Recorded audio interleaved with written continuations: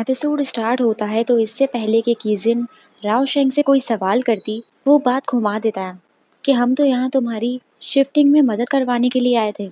कीजिन अभी अपने काम को लेके फुल सीरियस हुई भी होती है और फैशन वीक में हिस्सा ले रही होती है, और उसमें भी वो मुकिंग को पकड़ लेती है कि मैं तुम्हें अपना मॉडल बनाऊंगी, तुम्हारे ऊपर मेरे कपड़े अच्छे लगेंगे। राव शेंग फौरन अपनी बॉडी दिखाने लगता है कि तुम्हारा मेरे बारे में क्या ख्याल है, तो उसको तो मुंह पे मना कर देती है। अब ये दोनों इसी बहस में होते हैं कि पीछे से मुकिंग कीजिन के रूम में जाने लगता है।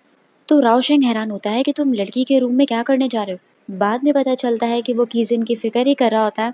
उसके रूम में अलार्म लगा देता है क्योंकि वो बिना सिक्योरिटी के यहाँ रह रही होती है, तो इसे कोई खतरा ना हो इसीलिए ये अलार्म ये अपने फ़ोन से और पुलिस वालों से कनेक्ट कर लेता है कि अगर किसी को कोई भी खतरा होगा तो इसे पता चल जाएगा, और पूरा सिक्योरिटी प्लान कर रहा होता है उसके एरिया का, जिससे कीसिन का दिल उसके लिए और पिघलने लगता है कि क्या तुम्हें मेरी परवाह हो रही है।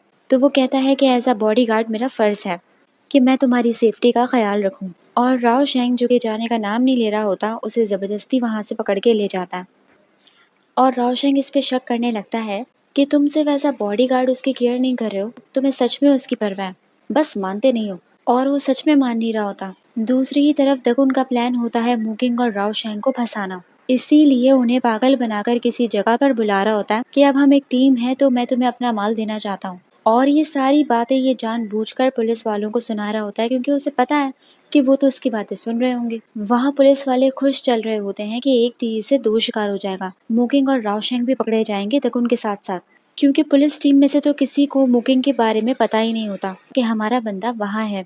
सिर्फ रोंग याओ को पता होता है, मगर उसे भी ये नहीं पता होता कि वो कौन सी आइडेंटिटी लेकर ये मिशन कर रहा है। अब रावशेंग और मुकिंग उसकी बुलाई हुई जगह पर आ जाते हैं, मगर इन्हें ये नहीं पता होता कि उसने इनके लिए कितना बड़ा ट्रैप रखा हुआ है।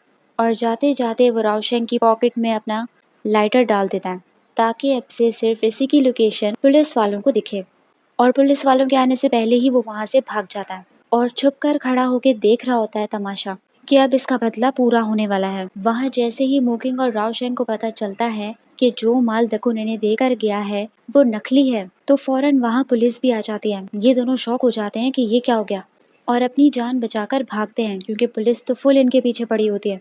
तो मुकिंग रावशेंग को छुपने का कहता है कि तुम यहाँ छुपे रहना, मैं उन्हें डिस्ट्रैक्ट करता हूँ। तो ऐसे ही मुकिंग पुलिस वालों को डिस्ट्रैक्ट कर देता है और भागने में कामयाब हो जाता है। मुकिंग के पीछे रोंग याओ लगा होता है और ये दोनों एक दूसरे को देख भी लेते हैं। तब जाकर रोंग याओ को पता चलता है कि ये मुकिंग तो युआन वैन ही है। फिर ये ऐसे नहीं पकड़ता क्योंकि ये तो अपना बंदा ही है। वहाँ रावशेंग छुपता तो है मगर ज्यादा देर छुपा नहीं रहता, बाहर आ जाता है और बाहर आके चीजों पे गिरने लगता है जिससे शोर शराबा हो जाता है और सारी पुलिस को अपने पीछे लगा लेता है। वहाँ मुकिंग भाग ही रहा होता है कि अचानक उधर कीजिन आ जाती है। वो उसे देखकर हैरान होता है कि तुम यहाँ क्या कर रही हो, तो वो भी उससे वही सवाल करती है कि तुम यहाँ क्या कर रहे हो, और ज़बरदस्ती उसे अपने साथ चलने का कह रही होती है। तो वो कहता है कि तुम जो मुझ पर ये ऑर्डर जमाती हो ना, ये सिर्फ मैं मिस्टर ऊ की वजह से बर्दाश्त कर रहा हूँ। और एक ही सवाल किए जा रहा होता है कि तुम यहाँ क्या कर रही हो, तो वो बता ही देती है कि यहाँ पर भी इसने एक्स्ट्रा शॉप खोल के रखी होती है, इसी काम के सिलसिले में ये यहाँ आई थी। अब जो भी हो इसके यहाँ होने से मुकिंग बच जाता है, इसीलिए ये सोचता है कि इस गैंग को ख़त्म करने में कीजिन इसके काफ़ी काम आ सकती है। उधर जैंग अभी भी पीछा नहीं छोड़ा होता और अपने कैमरे के जरिए मुकिंग को देख लेता है कि वो किसी लड़की के साथ है, और ये बात वो रोंग याओ को बता देता है। तो रोंग याओ इसे मना कर देता है कि अब तुम मुकिंग पर नज़र मत रखो, उसको मैं देख लूँगा। वहाँ मुकिंग कीजिन के साथ होता है और वो उसका अलग दिमाग खा रही होती है कि मैं तुम्हारे लिए कपड़े बनाऊंगी क्योंकि मुझे तुम्हारी ज़्यादा परवाह है, वरना मैं रावशेंग के लिए ना बना देती। तो मुकिंग कहता है कि तुम्हें यही करना चाहिए, वैसे भी असल बॉस तो वही है, तुम्हें उसके पीछे जाना चाहिए। मगर वो मना कर देती है कि नहीं, पीछे तो मैं तुम्हारे ही जाऊंगी। उधर रावशेंग बिल्डिंग में फंस जाता है क्योंकि पुलिस वालों को पता चल जाता है कि वो बिल्डिंग में मौजूद है, तो पुलिस उसे चारों तरफ से घेर लेती है। इसीलिए उसे बचाने के लिए रोंग याओ मुकिंग के पास आता है, उसकी गाड़ी पे अपना नंबर लिखकर उसे जानबूझकर बाहर बुलाता है। मुकिंग समझ जाता है, इसीलिए कीजिन से उसकी गाड़ी की चाबी मांग रहा होता है। वो दे देती है मगर कहती है कि मेरी ज़्यो बाय का ख्याल रखना। वो हैरान हो जाता है कि तुमने अपनी गाड़ी का भी नाम रखा हुआ है, मैं तुम्हें बर्दाश्त ही नहीं कर सकता। अब मुकिंग उसका नंबर देख लेता है और गाड़ी लेकर निकल जाता है, और पहली बार ये दोनों एक दूसरे से बात करने लगते हैं। और ये इसको बता देता है कि ये सब दकुन का ट्रैप था, दकुन यहाँ है ही नहीं। मगर अब ये रोंग याओ अपने पुलिस वालों को वापस लेकर भी नहीं जा सकता क्योंकि राओशेंग उनके हाथ जो लग गया है, और अब उसे छोड़कर जाएगा तो सबको शक होगा कि उसने राओशेंग और मुकिंग को क्यों छोड़ दिया। और ऊपर से दकुन भी इन पर नजर रखा हुआ है, इसीलिए वो मुकिंग को कहता है कि अब तुम्हें ही किसी तरीके से राओशेंग को बिल्डिंग से बाहर निकालना होगा। वहाँ राओशेंग की सांसें अटकी हुई होती हैं क्योंकि अब उसे कोई उम्मीद नजर नहीं आ रही होती। उसे लग रहा होता है कि शायद अब वो पकड़ा जाएगा। मगर इतने में मुकिंग उसे कॉल करके छत पर जाने को कहता है।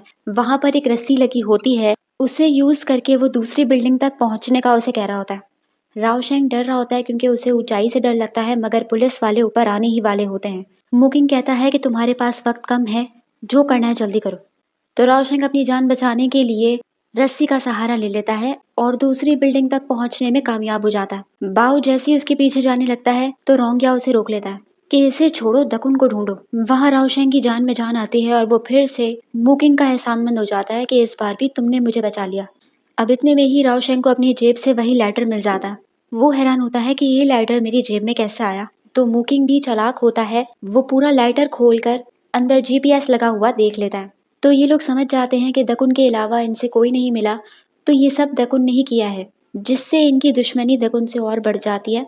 रावशेंग तो जज्बाती हो रहा होता है, मगर मुकिंग दिमाग से काम लेता है कि अब हम दकुन को उसी की गेम में फंसाएंगे कि वो पुलिस वालों के साथ मिलकर अपने ही बंदों को पकड़वा रहा है। वहां दकुन को पता चल जाता है कि पुलिस वाले रावशेंग और मुकिंग को पकड़ने में नाकाम हो गए, तो तपने लगता है कि पुलिस वाले किसी काम के नहीं है, इतना सब कुछ कर दिया फिर भी नहीं पकड़ पाए। दूसरी ही तरफ रोंग याओ मुकिंग से मिलने का कहने लगता है कि आप मेरी उससे मुलाकात करवाएं, मगर लियू उसे मना कर देता है कि अभी तुम उससे ना मिलो, क्योंकि किसी को भी शक हो गया तो उसका सीक्रेट मिशन खराब हो जाएगा। रोंग या उससे इसीलिए मिलना चाह रहा होता है क्योंकि वो कीजिन को उसके साथ देख लेता है, तो इसे ऐसा लगता है कि शायद उन दोनों के बीच में कुछ है, क्योंकि वो कीजिन को उसके गले में हाथ डालकर खड़ा हुआ भी देख लेता है। मगर वो उस पर शक नहीं कर रहा होता, उसकी फिक्र कर रहा होता है कि वो कीजिन के साथ कुछ ज्यादा ही क्लोज हो रहा है, कहीं वो इसे फंसा ना दे और वो उनके साथ मिली हुई ना हो। तो अब ये कीजिन पर रिसर्च करने बैठ जाता है। तो इसे पता लगता है कि 3 साल पहले कीजिन के साथ भी कोई इंसिडेंट हुआ था और बम ब्लास्ट का शिकार ये भी हुई थी, जिंदगी और मौत से लड़कर आई है। मिस्टर ऊ के किसी दुश्मन ने बम ब्लास्ट करवाया था, जब भी वो कीजिन की सेफ्टी के लिए उसे बाहर मुल्क ही रखा हुआ था और उसे यहाँ आने नहीं दे रहा था। वहाँ कीजिन को दिखाते हैं कि वो अपने चेहरे को ही देख रही होती है कि बम ब्लास्ट की वजह से इसका चेहरा भी जला था। इन लोगों को शक हो रहा होता है कि कीजिन कहीं झूठ तो नहीं बोल रही, कि उसे अपने फादर के बिजनेस के बारे में नहीं पता और उसे सब पता हो। यही जानने के लिए रोंग याओ उसकी शॉप में उससे मिलने आता है और थोड़ी बहुत बातचीत करके चला जाता है।